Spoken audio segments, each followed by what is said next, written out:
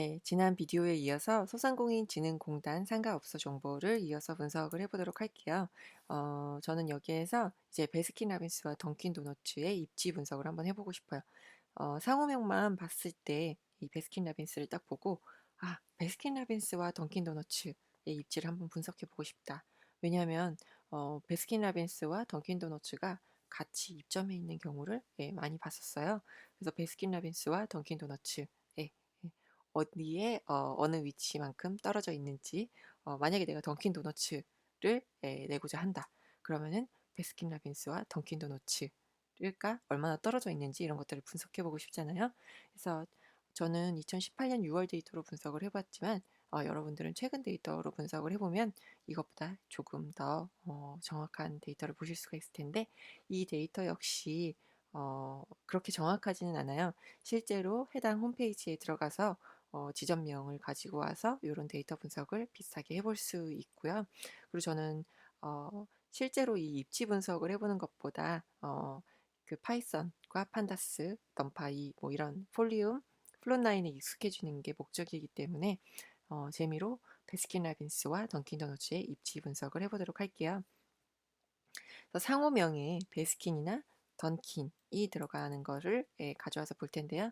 전 여기서 LOC로 불러왔는데 로우와 컬럼을 같이 가져올 때는 LOC를 가져오기 와서 데이터를 가져와도 되고요. 여기에서 그냥 컬럼 이렇게 특정 데이터를 가져와서 그 데이터 프레임만 모아서 보고 싶다 할 때는 그냥 DF로만 감싸줘도 상관이 없습니다. 그리고 여기 카피라는 거를 통해서 데이터 프레임을 복사를 해주도록 했어요. 왜냐하면은 저는 요 데이터를 가지고 베스킨과 던킨의 지점명이 들어가는 걸 전처리를 해줄 텐데, 복사해온 사본에다가 데이터를 변경을 하게 되면은 워닝 메시지가 떠요. 그래서 그 카피를 해와서 사용을 하도록 했어요. 그래서 완전히 새로운 데이터 프레임을 새로 만들도록 했고요. 여기에서 모든 컬럼을 다 사용할 게 아니에요.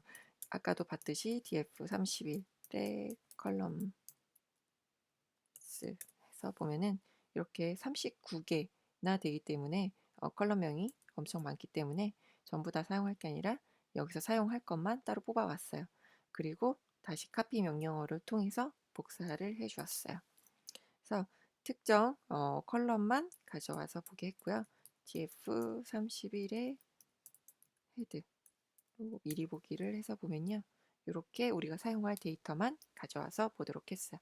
보면은 상호명, 지점명, 그 다음에 시군구명, 행정동명, 그 다음에 집원 주소, 도로명 주소, 위도, 경도 이런 데이터를 가져와서 봤어요.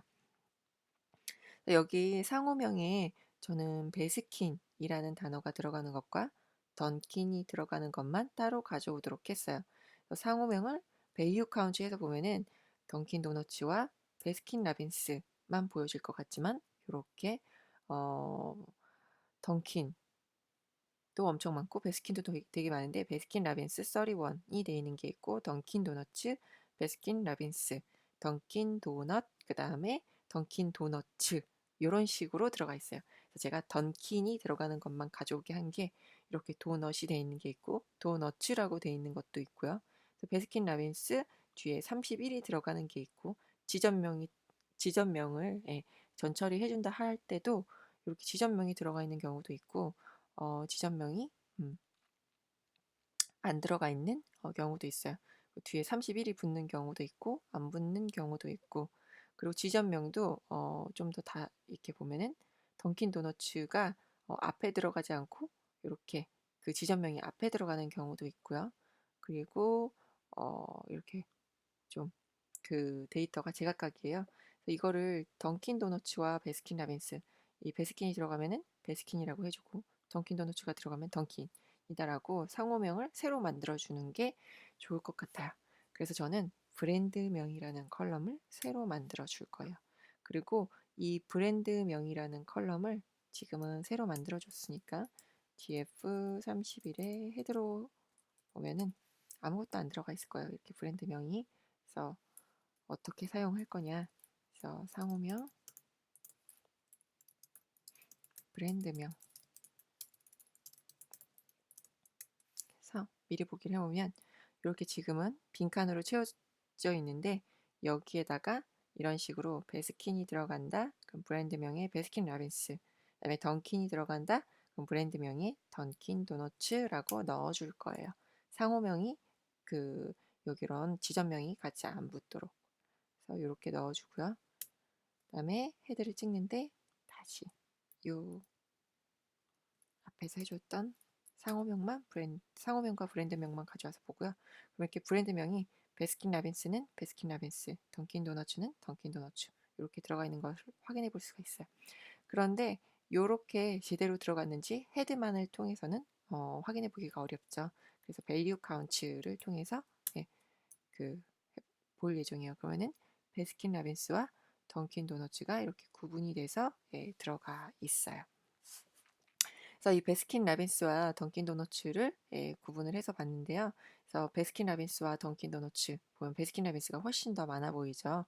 그래서 제공된 데이터로 봤을 때 서울에는 던킨 도너츠보다 베스킨 라빈스의 매장이 1.96배 가량 많은 것을 확인해 볼 수가 있어요. 그리고 DF31의 인포를 찍어서 보면요. 데이터가 438개가 들어가 있고요. 그리고 여기에서 각각의 컬럼, 오브젝트 타입으로 되어 있고 위도와 경도는 플로 타입으로 되어 있어요. 그래서 위도와 경도 플로 타입으로 되어 있는데 다시 한번 플로 타입으로 변경을 해주도록 할게요. 어떤 데이터는 다운로드 받았을 때 이 위경도가 오브젝트 타입으로 되어 있기도 해요. 그럴 때는 S 타입이라는 것을 통해서 데이터 타입을 바꿔주실 수가 있어요. 그래서 위도와 경도에는 소수점이 들어가기 때문에 플롯이라는 데이터 타입으로 변경을 해 주었고요. 그리고 위도와 경도 그를 가지고 지지 플롯으로 그 포인트 플롯을 한번 그려보도록 할게요. 보면은 서울에 서울 지도 비슷하게 형태가 그려지는 게 보여지고 던킨 도너츠는 빨간색으로 베스킨 라빈스는 지금 파란색으로 표시가 되고 있는데요. 던킨 도너츠를 보면은 베스킨하고 제가 봤을 때는 매장이 붙어 있는 경우를 좀 많이 봤었는데 여기도 근거리에 이렇게 붙어 있는 곳들이 보여요. 그래서 한번 지도에 직접 표시를 해서 비교를 해서 볼 텐데요. 폴리움을 사용을 할 거예요. 그래서 폴리움이라는 거를 사용을 할 거고 이렇게 예제를 보실 수가 있어요. 링크를 걸어놨는데 이 폴리움 사이트에 가셔서 예제를 보시면서 따라해 볼 수 있는데 여기서 히트맵 이런 거를 요걸 보도록 할게요. 히트맵 이런 걸 보면은 이런 식으로 표현해 보실 수도 있어요. 그래서 예제를 보고 따라해 보실 수도 있다. 여기 링크를 같이 넣어놨고요. 그다음에 폴리움 예제를 잘 모르겠다. 그 링크를 지금 당장 못 찾겠는데 내 맵이라는 건 생각이 난다. 근데 어떤 파라미터가 들어간지 잘 기억이 안 난다 하면 이런 식으로 물음표를 통해서 공식 문서를 읽어보실 수가 있어요. 그리고 예제가 이렇게 나와요. 어떤 식으로 쓰는 건지, 맵을 어떻게 쓰는 건지, 어떤 파라미터가 들어가고 그 파라미터는 무엇을 의미하는지 이렇게 공식 문서를 확인해 보실 수가 있어요. 그래서 물음표, 이거는 폴리온뿐만 아니라 파이썬의 대부분의 라이브러리들이 이렇게 물음표를 통해서 공식 문서를 보실 수가 있어요. 그래서 GODF라는데 새로 데이터를 담아줬고요. 그리고 위도와 경도의 그 평균값으로 지도의 중심을 구해주기 위해서 맵을 초기화를 시켜주는데 위도와 경도의 중심값을 잡아주고요. 줌 스타트는 12로 해서 서울에 있는 던킨 도너츠와 그 다음에 베스킨 라빈스의 매장의 입지를 비교해 볼 거예요. 브랜드명과 도로명 주소를 넣어주도록 했고요. 팝업 네임에. 그래서 위도와 경도를 표시해서 팝업 네임을 지정을 해서 가져오도록 했어요. 지도를 출력을 해보도록 할게요. 위에서 이렇게 포인트 플롯으로 그렸던 지도를 확인을 해보면 이렇게 아이콘은 제가 이렇게 표시를 했어요. 인포라는 게 들어가도록. 그래서 베스킨 라빈스, 신촌에 있는 베스킨 라빈스고요. 그다음에 여기 보면은 어, 홍제동이라고 표시가 되는데 홍제역 근처에 있는 베스킨라빈스인 것 같아요. 여기 보면은 또 베스킨라빈스와 던킨이 겹쳐 보이는데요. 연신내에 보면은 베스킨라빈스와 던킨도너츠가 바로 연매장에 있어요. 그래서 이렇게 비교를 해봤어요. 다른 곳들도 이렇게 입지 분석을 해보실 수가 있어요. 베스킨라빈스와 던킨, 내가 지금 베스킨과 던킨이 먹고 싶다 할 때 우리 집 근처, 서울 근처에 있는 베스킨을 찾아가고 싶다 할 때는 이 데이터를 사용해 보셔도 될 것 같고요. 그리고 지방에 있는 데이터라면은 제가 첫 번째 CSV 파일을 가져와서 봤는데 나머지 2번, 3번, 4번에도 다른 지역의 데이터가 들어있으니까요. 그 지역의 데이터를 보시면 될 것 같아요.